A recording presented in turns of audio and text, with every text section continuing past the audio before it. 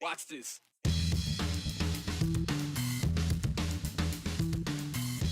All aboard is something that hasn't been shouted, at least officially, at the Boise Depot in a quarter century.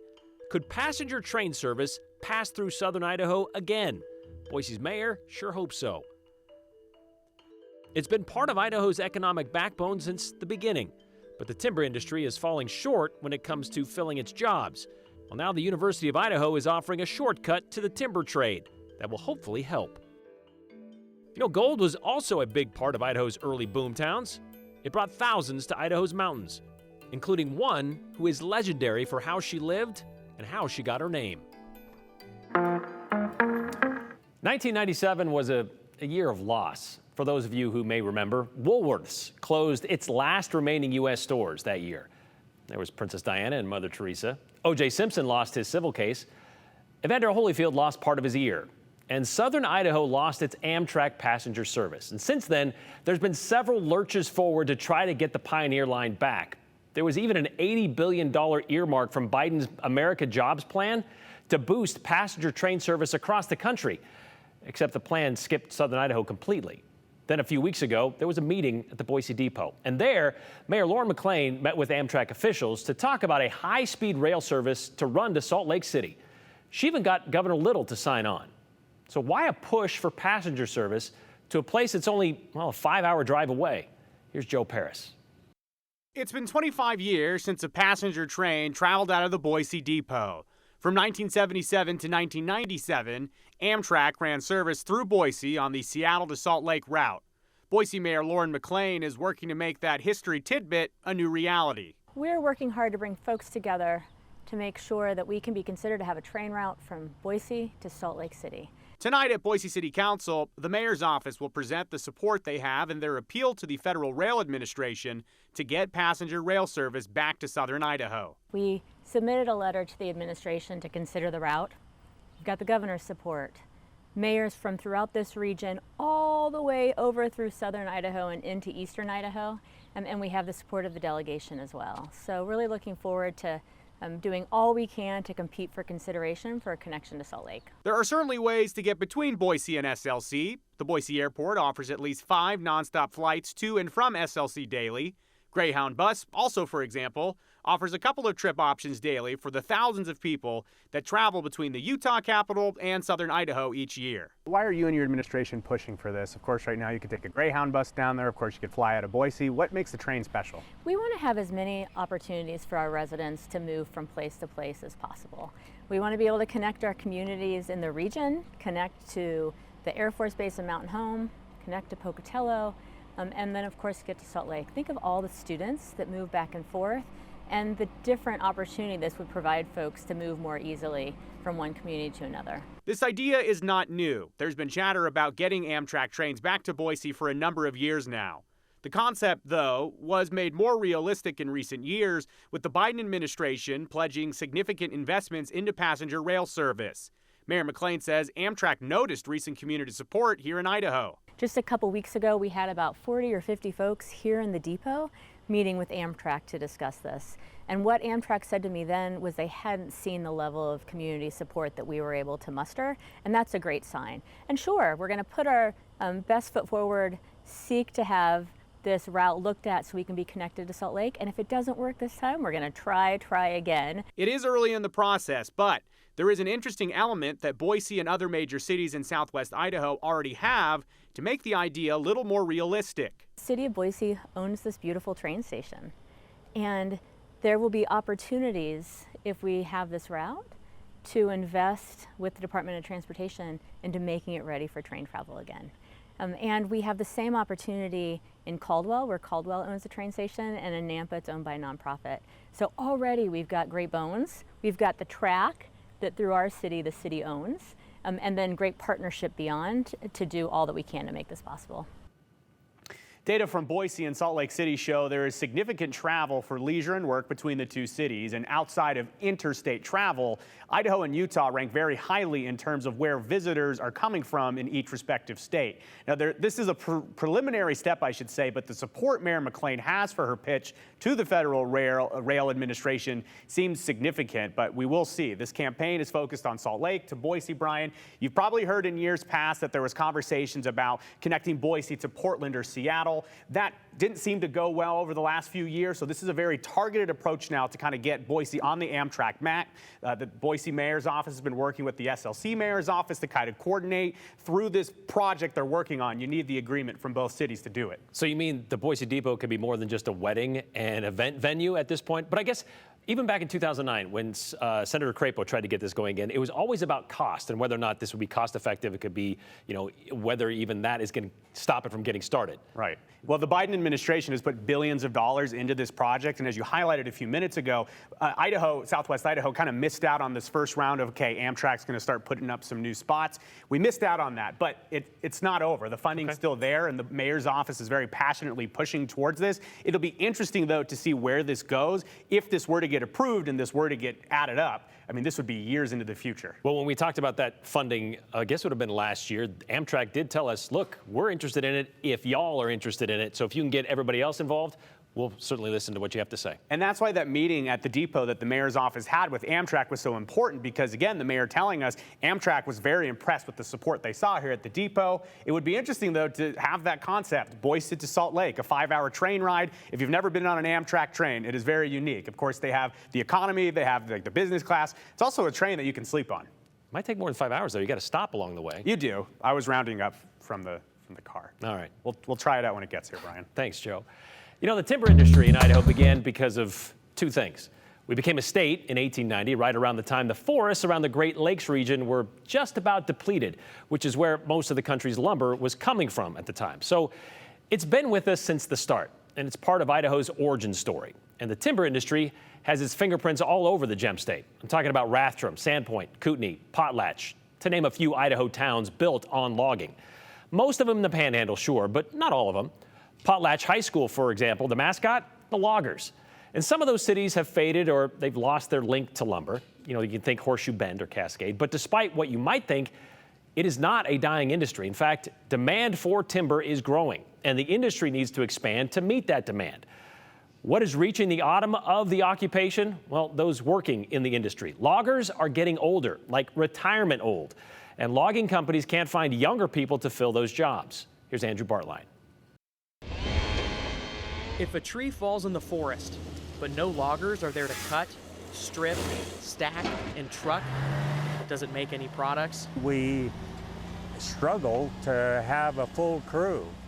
We're always seem to be short somebody. The timber industry labor shortage. It's a problem he saw falling from miles away. It's been my life. Gary Icola took over his father's Valley County-based logging company in the 1970s. I grew up in it. I was going out in the woods when I was 3. So it has never been just a job. But it is a job, really? And several of Gary's employees, part of your family, are getting older, and they're getting ready to hang it up. It concerns me that they're not going to be out here working too awfully much longer, and I'm going to have to replace them. And who am I going to replace them with? Gary's average employee is 55 years old, and that's not a surprise to his son, Gabe Icola. It's definitely mostly older people. Because he's considered one of the young guys. A couple of my friends I've been able to convince to come out and work for a bit, but I'm not really interested in staying for that long, it seems like. But most aren't interested in showing up at all. Despite accounting for nearly $2.5 billion of Idaho's economy, the timber industry isn't attracting young workers. That's a perception that it's just nothing but physical work, and that's not the case at all anymore. It's the same misconception the Idaho Forest Products Commission has tried to cut down for years. These pieces of equipment now are so mechanized. You get in and there's a lot of semblance to gaming. Yeah, there's not too much chainsaw work these days. It's a lot of equipment operating. The logging industry of today is not at all the logging industry of yesteryear. The change in industry begs for a change of strategy. Due to recent updates in technology, loggers today are a little bit more brains than brawn, and the University of Idaho is trying to solve this workforce problem by offering a new degree path.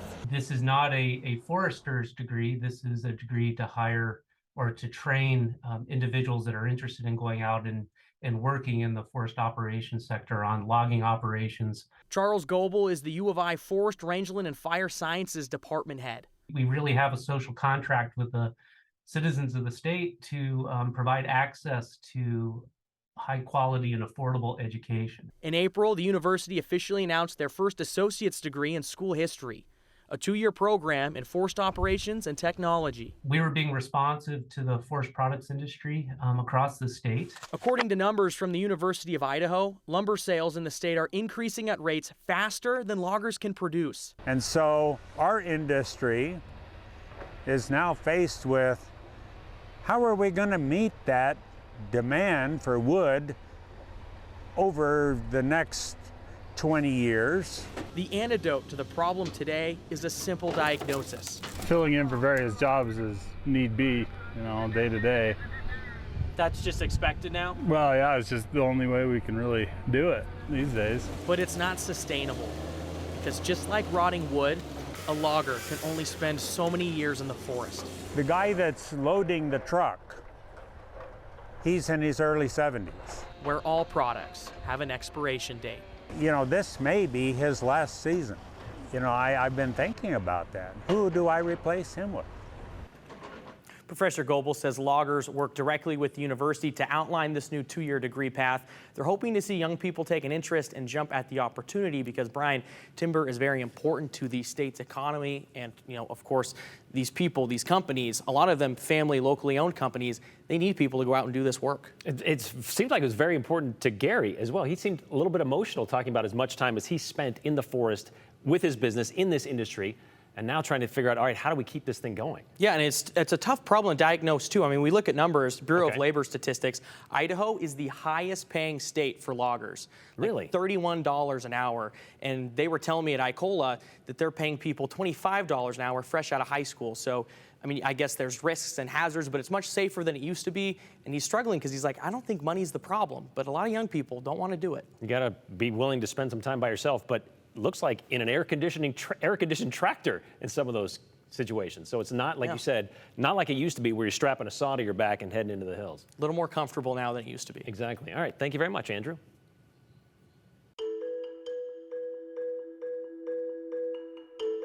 Gold was discovered in the Boise Basin 160 years ago.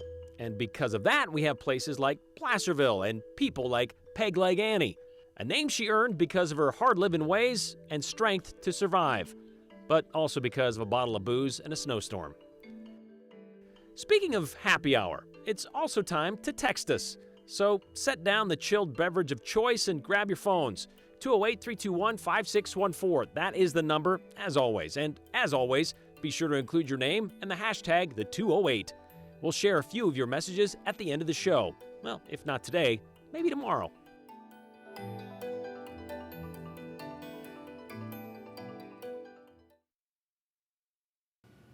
She was known as the pistol-packing madam, according to her story told by local author Bob Love. But she was also known for her survival of a snowstorm, albeit not completely, which is why she's also known as Peg Leg Annie. There's been stories and there's been songs about Annie, and there have been restaurants named for her. But it was on this day in Idaho history, Peg Leg Annie was brought into this world and unfortunately also taken out, with 76 years of strong woman survival in between.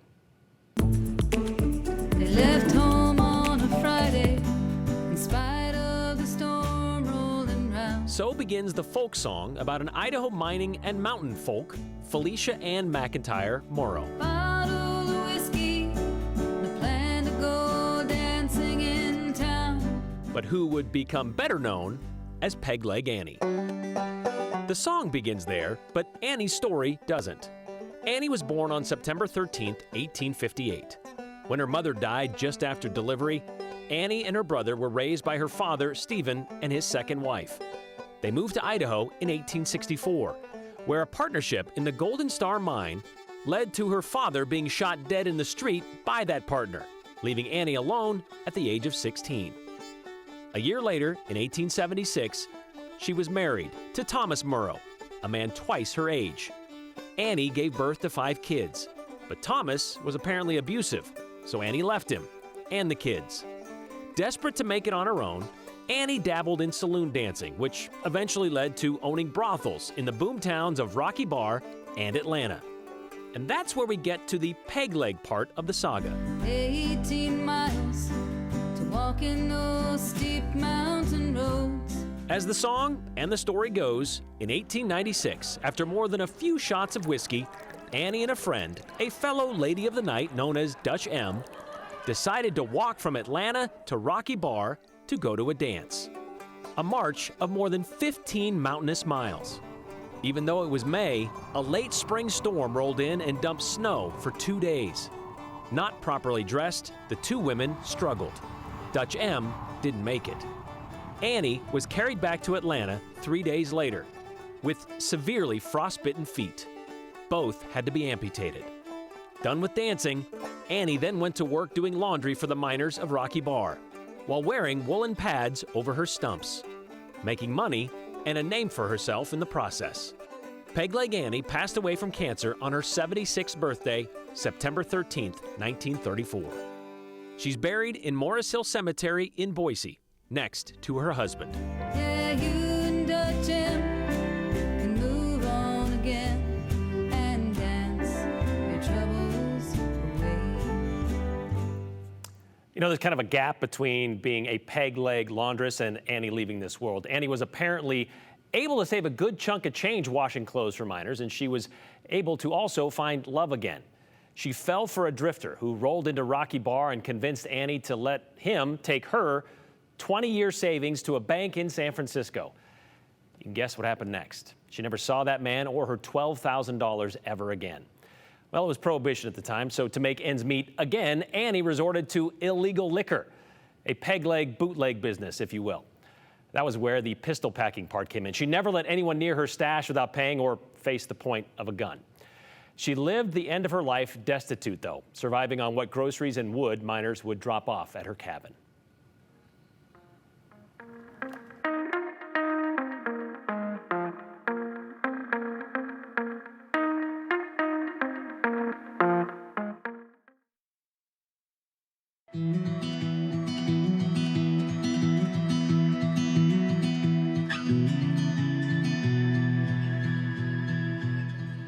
Some showers as they move through our state. You can see the view from Bogus right now looks a little bit different than it has. You can actually see a little bit more of the contours of the mountains. There are still some clouds lingering, and yes, there is still some smoke, but we are looking at greatly improved conditions across the area. We're looking at improved air quality. Many areas are back in the green today. If we take a little tour around our area, you can see areas south of Horseshoe Bend are back in green, and we are seeing some moderate air quality conditions, which are better than we have been seeing. And there's an air quality alert that has since expired. So you'll be looking at better air quality conditions, partially because of the rain. A lot of this rain that we're tracking right now is removing the smoke from the atmosphere and clearing out the air. And it's also helping to create those rain showers as well.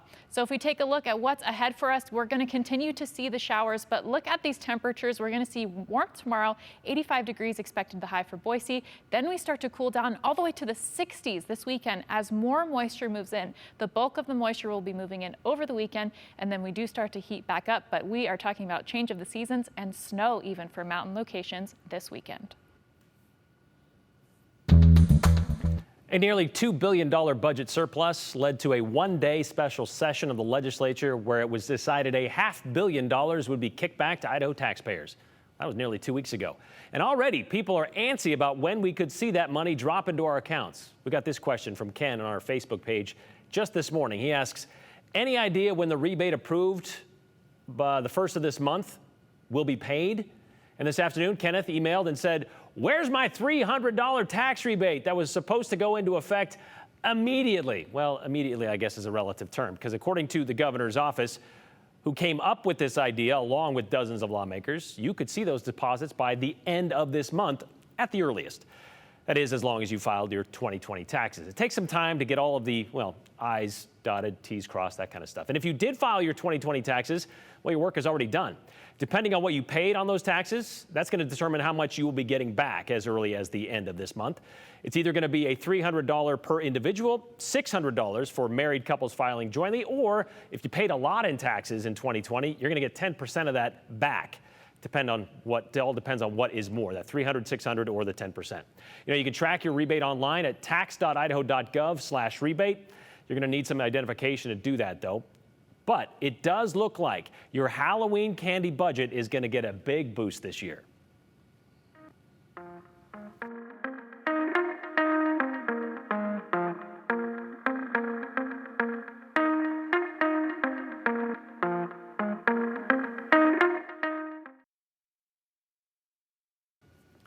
We got a lot of comments sent in today of a lot of people in favor and wanting to see train service return to southern Idaho. And Boise Mayor Lauren McLean is making a push to see if that could happen. Like this comment here from Mike in Boise: concert, skiing, the Red Iguana, a Mexican restaurant in Salt Lake City, are the only 3 reasons I need to hop a train to SLC for the weekend. Thank you, Mayor McLean.